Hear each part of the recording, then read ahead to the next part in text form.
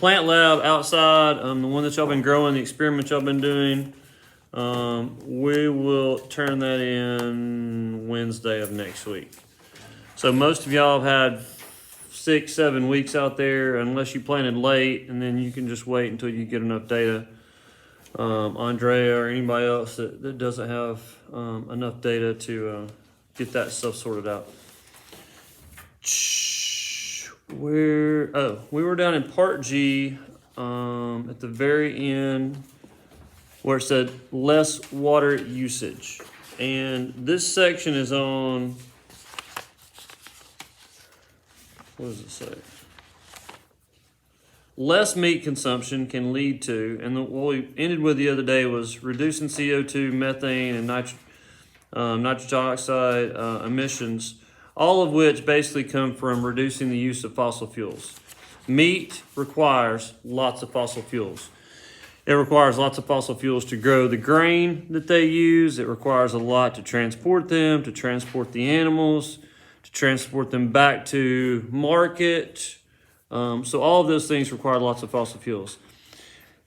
Why would, if we cut the amount of meat production or the amount of meat we grow, why would that reduce our water usage?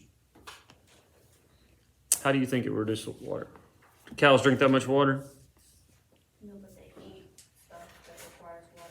Yeah, so they're eating lots of grains, corn, beans, whatever, that requires lots of irrigation.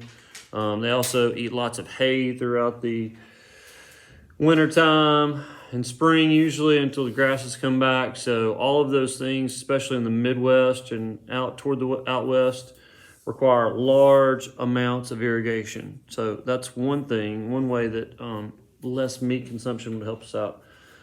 Also, if you reduce meat consumption, you're going to reduce your antibiotic dependence because it requires lots and lots of antibiotics to have these CAFOs, these concentrated animal feeding operations. Hormone usage. I'm not super sure on hormone usage. Hormone usage was primarily limited to chickens back in the day. I don't know how much they're still using or if they do this in other places, but the worry was, if they're using these hormones on chickens, is there any way that can translate to humans when we consume them? So that's something to think about. And then the last thing there, when you reduce, ma'am? What type of hormones? I would assume they're using some type of growth hormone. Growth hormone would increase growth and make them, because it's all about growing faster and cheaper.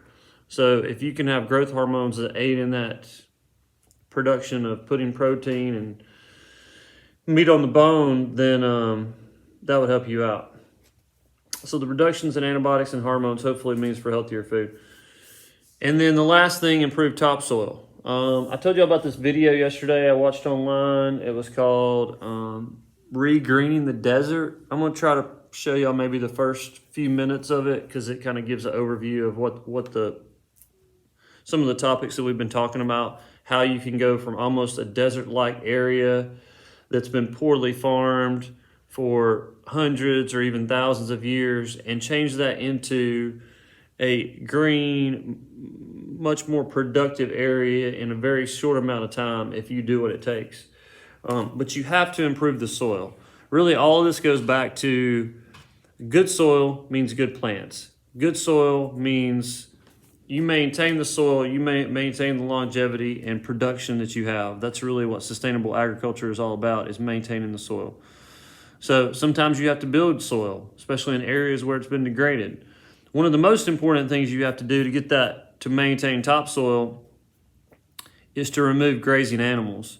In a lot of places throughout the world, they have lots of grazing animals, goats and sheep and cows running around everywhere.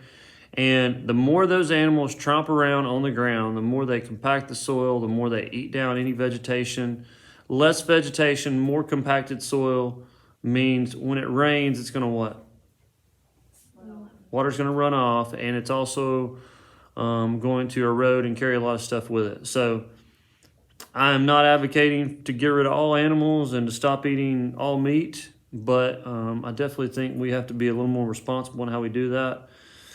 I think places that are much poorer than where we live, this is a reality of almost like starvation and having enough food to get by, because these animals, they're growing them. I know they need money and they're trying to, eat whatever they can. But when you keep eating and eating and getting down to a certain point where there's no grass left, then the topsoil is going to erode away. And then you're not going to be able to grow anything back. They're not thinking long term. And it's really, you can't blame most people because they're thinking, well, I'm just trying to get by right now. Like in China, they did this regreening the desert project. And the local farmers, they had to pay them to get their animals off the land to leave it alone for a few years. They basically said, we're going to pay you, we're going to subsidize you if you will just leave it alone and do these things to help reestablish the soil. And once you do that, you can start gardening and growing stuff again. And so they had this huge transition in the way that the soil built up and the plants that were growing, the retention of water, all of those things went hand in hand. And after a few years, they were able to start seeing how much impact they had on that land area. Okay. And then Monday, I had it down for today. We're just not going to get to it. We're going to skip over to part O, under sustainable agriculture. This order that you see in here is from the College Board. I don't know why they didn't do all the agriculture together, which would have made a lot more sense to me. But since we've been talking about agriculture, I don't know why we wouldn't go over to sustainable agriculture. There's a few topics we've hit on and a few we haven't really detailed. So that's what we'll head to on Monday. You guys got any questions? You people at home, study hard. Make sure you email or call me, or don't call me, email me, message me on the Schoology if you need something.